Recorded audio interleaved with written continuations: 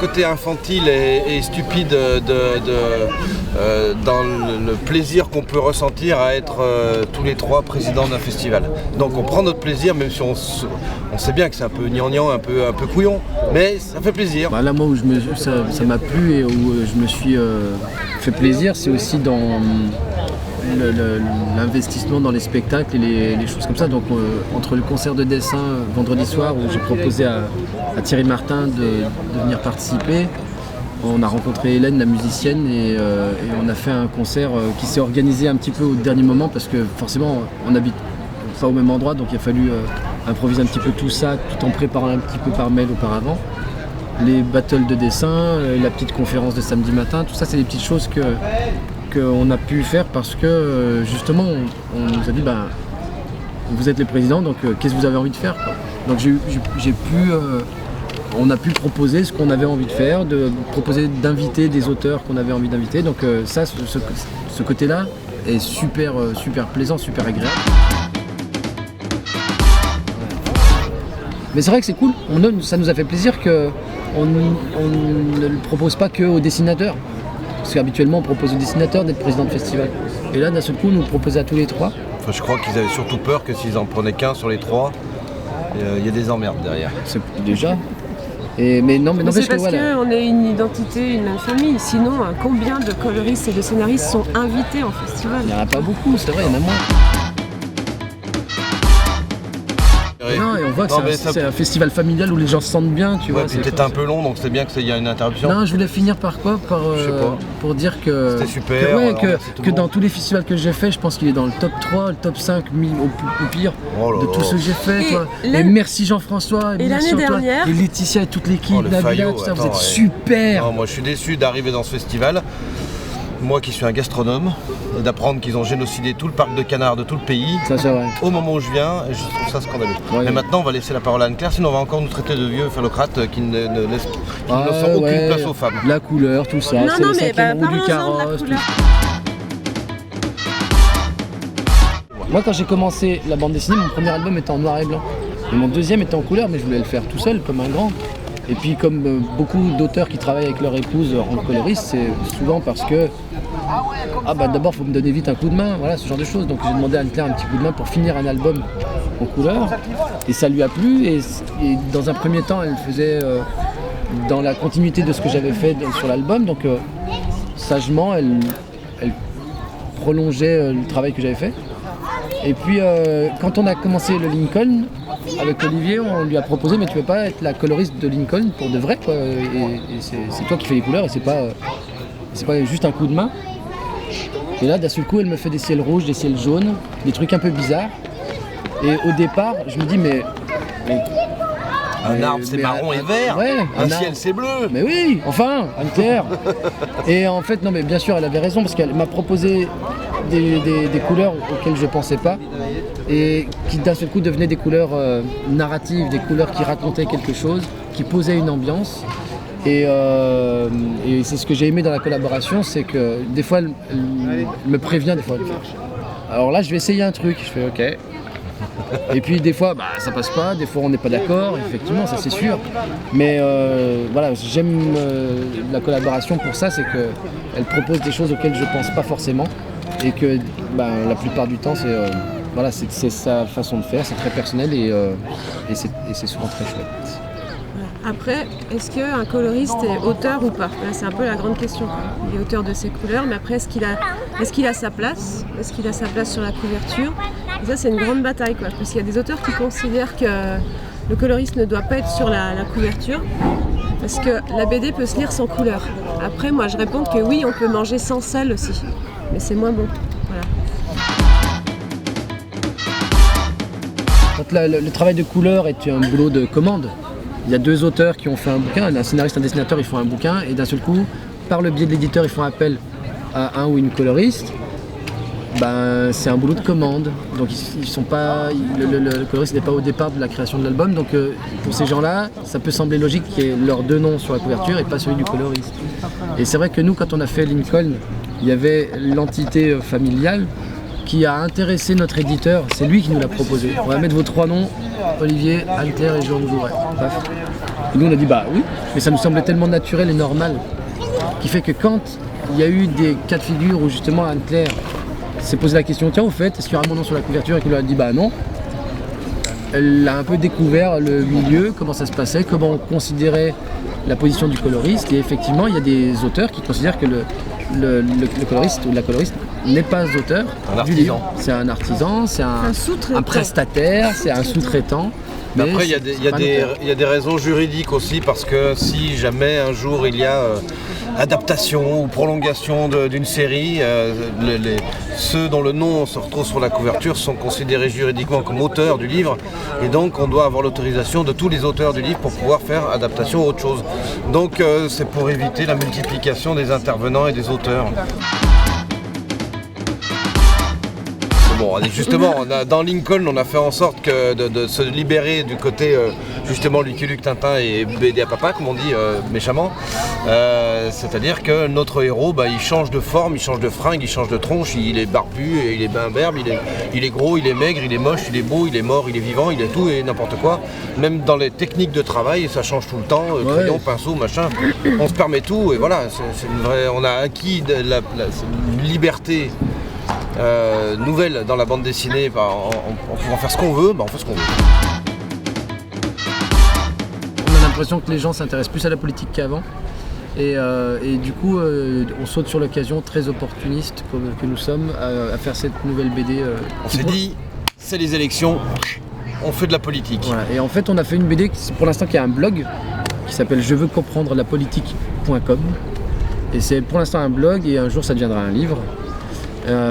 Et c'est en fait l'idée qu'Olivier m'a proposée, c'est de faire une espèce d'enquête pour essayer de comprendre d'abord d'où viennent les termes et pourquoi on en est arrivé là, et donc pourquoi républicains et démocrates aux États-Unis c'est deux camps qui s'opposent, alors qu'à première vue quand on est républicain on est plutôt démocrate, en tout cas chez nous c'est comme ça qu'on présente les choses. Tu vois, quand t'es républicain, t'es pas un dictateur, quoi, tu vois. Là, quand t'es démocrate non plus. Enfin, tu vois, donc c'est voilà ce genre de truc.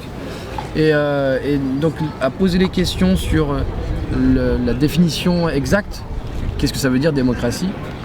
Et puis donc je suis allé voir des historiennes pour leur dire voilà, ça a commencé quand la politique. Et je suis allé voir des historiennes spécialisées dans la Grèce antique, sur les inventeurs de la démocratie à Athènes au 6e siècle avant Jésus-Christ. Et je suis allé voir aussi une autre historienne qui est spécialiste du vote et de la République romaine dans les mêmes époques. Et puis j'ai discuté avec des politologues, et puis j'ai discuté avec d'autres historiens, avec d'autres personnes, et puis j'ai lu des bouquins, et puis je suis remonté jusqu'à moins 12 000 avant Jésus-Christ, la Mésopotamie et le début de la sédentarisation, et je me dis, avant qu'on en arrive aux questions contemporaines, on a des pages à il y a du taf. Alors du coup, c'est un projet de vulgarisation d'informations humoristiques. On se met en scène nous-mêmes en train de discuter et d'aller rencontrer les gens.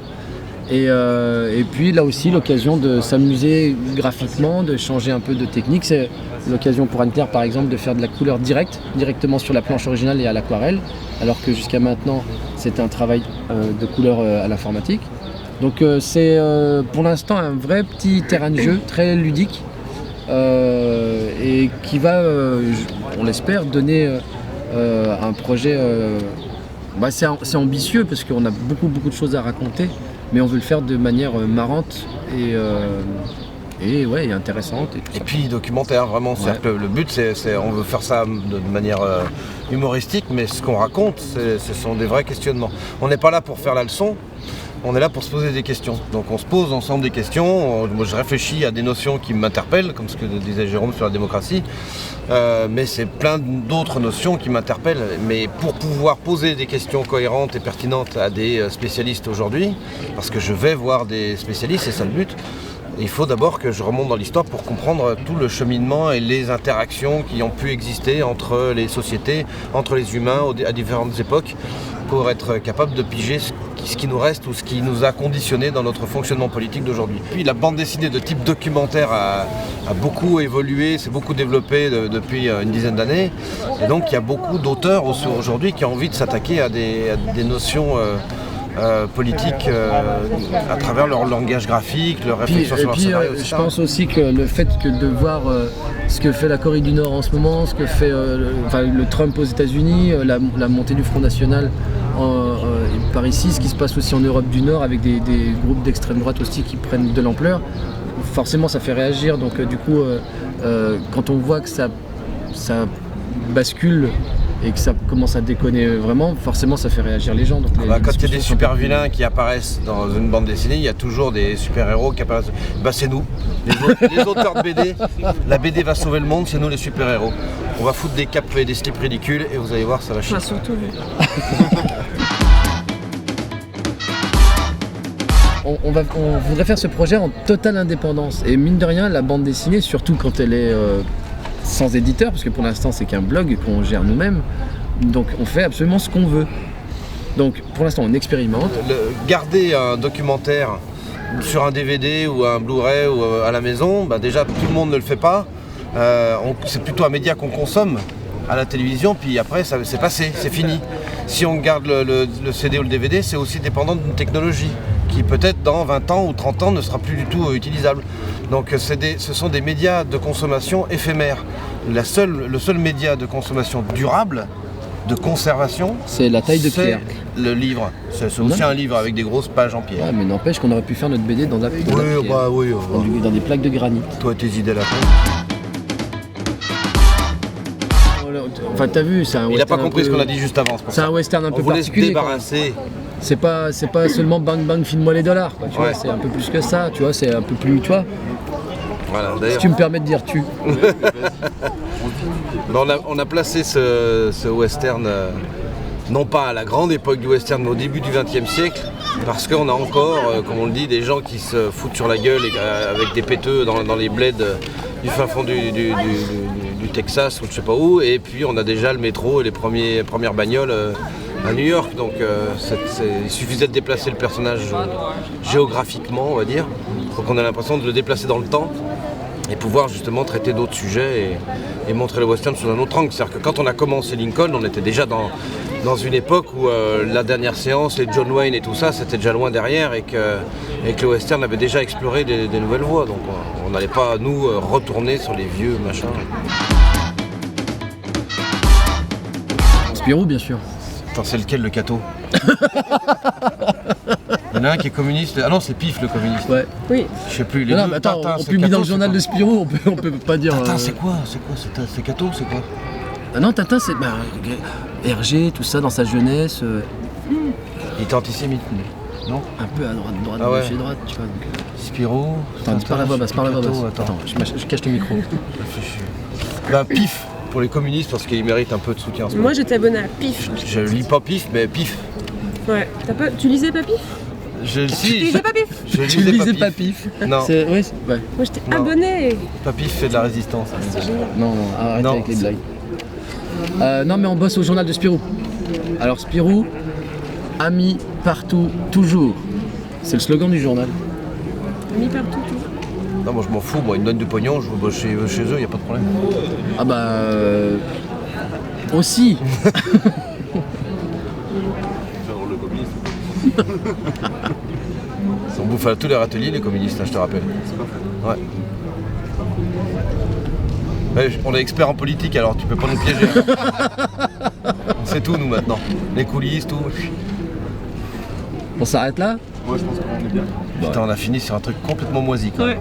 Ah non, mais... Ça sera coupé au montage. Écoute, hein.